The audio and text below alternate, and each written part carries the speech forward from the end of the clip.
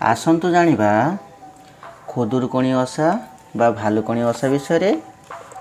भाद्रव मास रविवार दिन ओडिशार विभिन्न अंचल खुदुरुकुणी ओषा पालित हुए। उपकूल जिलागुड़िक बास करुथिबा ब्राह्मण व्यतीत अन्य कुमारी कन्या माने एही ओषा करती। ओषा पालन समय रे देवी दुर्गा को पूजा करा जाए। देवी को खुद भजा, कंटियाली काकुड़ी, खई, उखुड़ा, नड़िया प्रभृति भोग दिया जाए। ए सबु भोग मध्यरे खुद भजा प्रधान। देवी खुद भजा को आदर करती। एही विश्वासरु ओषार नाम खुदुरकणी बा खुदुरकुणी रखा जाइथिबार मने हुए। एही ओषा चारि पाଳି करा जाए एवं शेष रविवार उद्यापित हुए। केतेक स्थान रे एही ओषा को भालुकुणी ओषा कहा जाए। प्रति रविवार दिन सकाळु उठी अविवाहिता झियो माने कणियर, गड़ीबाण, टगर, मालती, चंपा, मंदार, कईफुल संग्रह करती। एहा परे नदी बा पोखरी को गाधोई जाती। गाधोई सारी माटी बा बाली रे छोट छोट मंदिर तैयारी करी से गुड़ी को फूल रे सजाती। सेठी देवी को सम्मान जनाई निज निज घर को फेरती। प्रथमे 2.5 गुंडा भात पानी रे चकटी लुण न पकाई खाइबा परे लुण पकाई आवश्यक खाद्य खाई थांती। फूलहार तैयारी करी देवी मूर्ति को सजाइबारे सारा दिन कटि जाए। ता छड़ा झियो माने नाना प्रकार नीति नियम पालन करती। गाँ गहल रे एही पूजा ढेंकीशाल रे करा जाए। पूजा पूर्वरु स्थानटी गोबर रे लिपा जाए। सेही लिपा पोछा होइथिबा स्थान रे देवी को मूर्ति स्थापन करा जाए। तोले नाना प्रकार झटी चिता लेखा जाए। चारिआडे खुदुरुकुणी ओषा फूलमाल सबू झुलाई दिया जाए। एहीपरि साजसज्जा और जिनिस पत्र जोगाड़ करिया मध्यरे संध्या आसी जाए।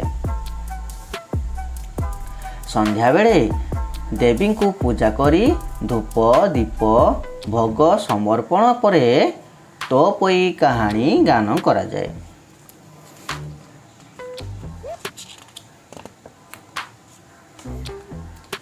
ओषा कथार प्रथम भाग को मालश्री कहती।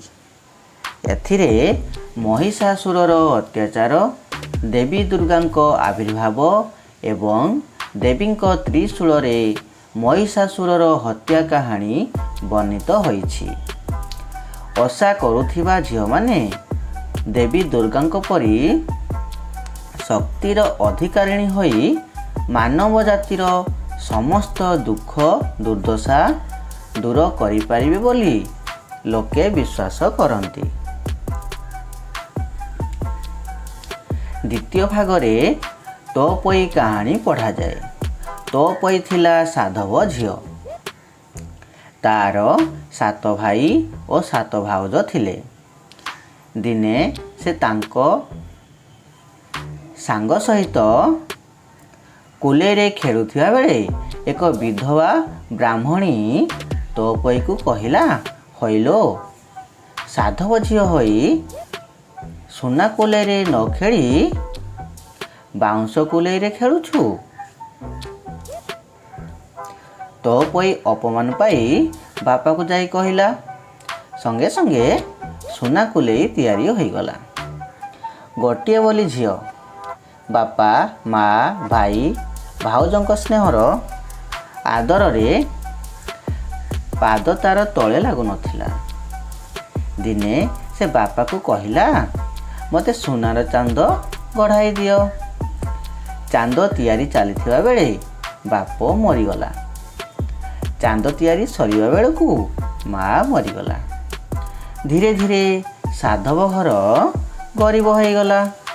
ଶେଷରେ 7 ଭାଇ ବେପାର କରିବାକୁ ବୋଇତରେ ଦୂର ରାଇଜକୁ ଚାଲିଗଲେ। ଯିବା ବେଳକୁ ଭାଇମାନେ, ସୁନା ନାକି ଭଉଣୀ ତୋ ପଇର ଯତ୍ନ ନେବା ପାଇଁ ନିଜ ନିଜ ସ୍ତ୍ରୀଙ୍କୁ ତାଗିଦ କରି ଯାଇଥିଲେ। ସାଧବ ପୁଅମାନେ ଚାଲିଯିବା ପରେ ସେହି ବିଧବା ବ୍ରାହ୍ମଣୀ ସାଧବ ଘରକୁ ଆସି ବୋହୂମାନଙ୍କୁ କହିଲା, ଏଇ ତୋପଇ ହେଉଛି ଅମଙ୍ଗଳର ମୂଳ କାରଣ। ବ୍ରାହ୍ମଣୀ ଶିକ୍ଷାରେ ପଡ଼ି ସେମାନେ ତୋପଇକୁ ନାନା ପ୍ରକାର ଦୁଃଖ କଷ୍ଟ ଦେଲେ। ସବୁ ସହି ତୋପଇ ଭାଇମାନଙ୍କ ଫେରିବା ବାଟକୁ ଚାହିଁ ରହିଲା। ସବୁ ଭାଉଜଙ୍କ ମଧ୍ୟରେ ସାନ ଭାଉଜ ତୋପଇକୁ ସ୍ନେହ କରୁଥିଲେ ବି ଅନ୍ୟମାନଙ୍କ ଡରରେ କିଛି ସାହାଯ୍ୟ କରିପାରୁନଥିଲେ। ତୋପଇ ଦୁଃଖ କଷ୍ଟରେ ଥାଇ ମଧ୍ୟ ଦେବୀ ମଙ୍ଗଳାଙ୍କୁ ବା ଦୁର୍ଗାଙ୍କୁ ପୂଜା କଲା। ଭାଇମାନେ କିପରି ଶୀଘ୍ର ଫେରି ଆସିବେ ସେଥିପାଇଁ ସେ ପ୍ରାର୍ଥନା କଲା। ସେ ଅନ୍ୟ ଝିଅମାନଙ୍କ ସହିତ ମିଶି ଦେବୀଙ୍କୁ ପୂଜା କଲା ଓ ଖୁଦ ଭଜା ଭୋଗ ଦେଲା। ଶେଷରେ ମା ଦୁର୍ଗା ତାର ଡାକ ଶୁଣିଲେ। ଭାଇମାନେ ନିରାପଦରେ ଫେରି ଆସିଲେ। ବୋଇତ ସବୁ ସମୁଦ୍ର କୂଳରେ ନଙ୍ଗର ପକାଇ ରହିଲା। ଅଧରାତିରେ ଭାଇମାନେ ଝିଅଟିଏ କାନ୍ଦୁଥିବାର ଶୁଣି ବୋଇତରୁ ଓହ୍ଲାଇ ଆସିଲେ। ଆଉ ଦେଖିଲେ ତାଙ୍କର ସୁନା ନାକି ଭଉଣୀ ତୋପଇକୁ। ସବୁ କଥା ତାଠାରୁ ଶୁଣିଲେ।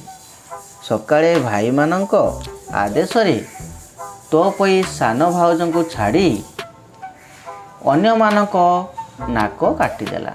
କିନ୍ତୁ ମା ମଙ୍ଗଳାଙ୍କ ଦୟାରୁ ସେମାନଙ୍କ ନାକ ଭଲ ହୋଇଗଲା। ସମସ୍ତେ ଆନନ୍ଦରେ ଘରକୁ ଫେରିଲେ।